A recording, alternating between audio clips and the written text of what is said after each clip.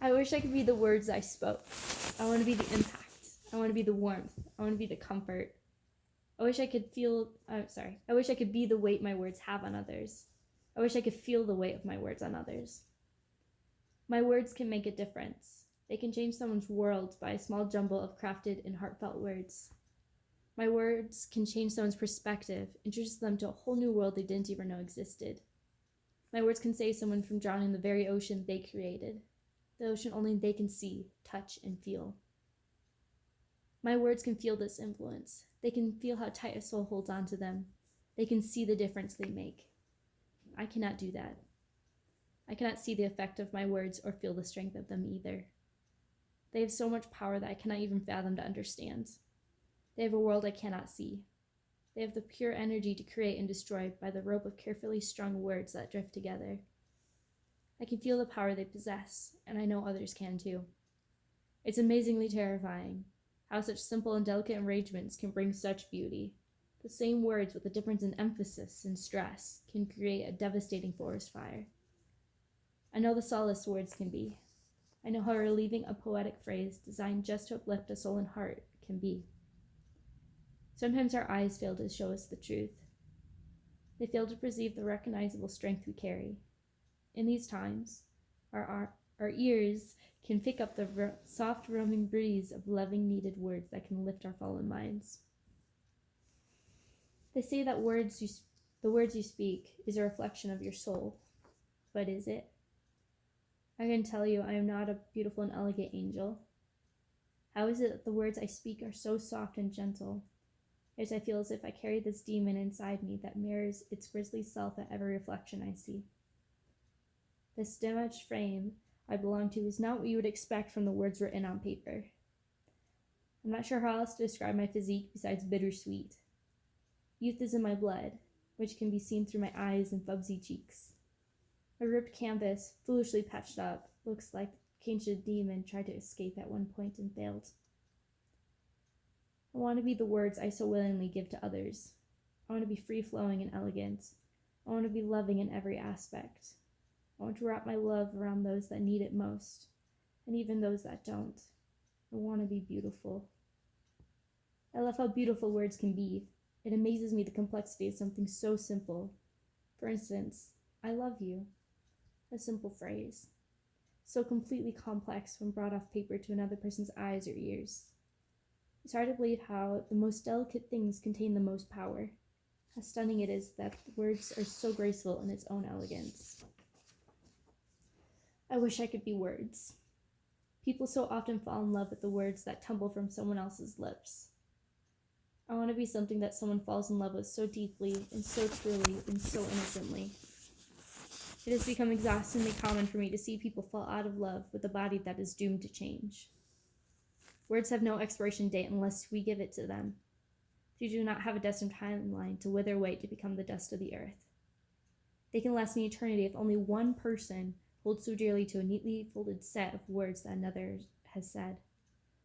Historical figures never imagined being remembered centuries later. We do not even remember them by their faces, but their words themselves most frequently. I do not care if my face was never remembered. If I could leave feeling and knowing the impact I had on one person because of the words I so shyly donated, I would say I had meaning. Words have meaning. They will always have meaning. I hope I can be a purpose to the world that can live up to half the worth of words. Words have so many implications that can address to a surplus of audiences. I don't want to be limited. If I were words, I could help everyone. We don't always realize how our words will stick to another. Directed words have an adhesive we can't always take back. Indirect words, like ones in books and on the internet, are the sticky tack to the pages we hang on the walls of our sanctuary. Not all things seen there have to be remembered or even photographed to our minds. Imagine if you could feel the impact your words have on others. Pure when your words are honey, but a poison when they are bleach. What if you were told that you were the demons that haunted someone at night? You were the nightmare to that person's life. The sinful bullets you released with your words are the haunting monsters that creep up and stalk their prey. Your words pierce the heart of whomever you sent them to like 1,000 needles. You may feel the satisfaction of your words for an instant, but once that ravenous anger goes away, can you stand to look at yourself? The delicate flowers you strive to grow each day with the words you plant in the minds of others and your own mind have turned into weeds. What we say matters. How we say things and the intentions we have strapped to our words impacts farther than our comprehension can see. We cannot always foresee the butterfly effect our words will create. You have power, whether you realize it or not, in the words you let go so freely each day. What kind of butterfly effect do your words create? What kind of world do you bring others into with the words you let drip from your lips? Are they good? I hope so. In a day like ours, where life is a frenzy from every angle, I hope the fire within us all brings others warmth rather than forest fires to fear. We do not always know what is going on in the lives and thoughts of others. We cannot see what we cannot see are the fires already ignited in the veiled crevices of our intricate minds. Can you imagine diving into the deep pits of someone's mind? Seeing the darkest corners and the biggest windows to one's heart through the small encapsulating chambers of a person's senses. The fields of hope and happy memories shining like the sun outside the sheds of hidden secrets and bottled up thoughts.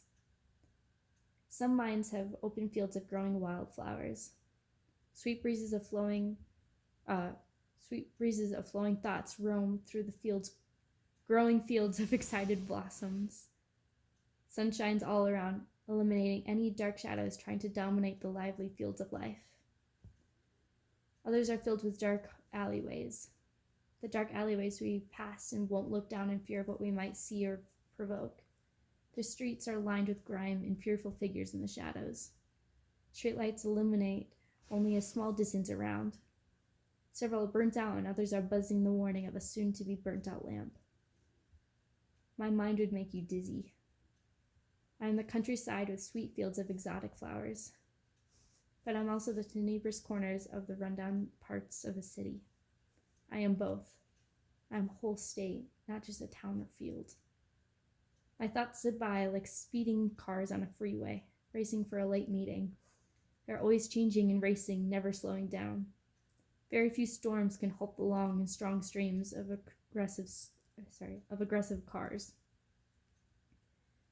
Sometimes the police hiding in plain sight miss the reckless drivers, which cause the fearful crashes or fail to prevent ones to come. They are the bad thoughts. If you do not catch them, they roam, sometimes take over. I am complex, but so ordinary, magnificently normal. I am exciting to explore, but be careful when you travel. The roads are dangerous if attention is not the primary focus.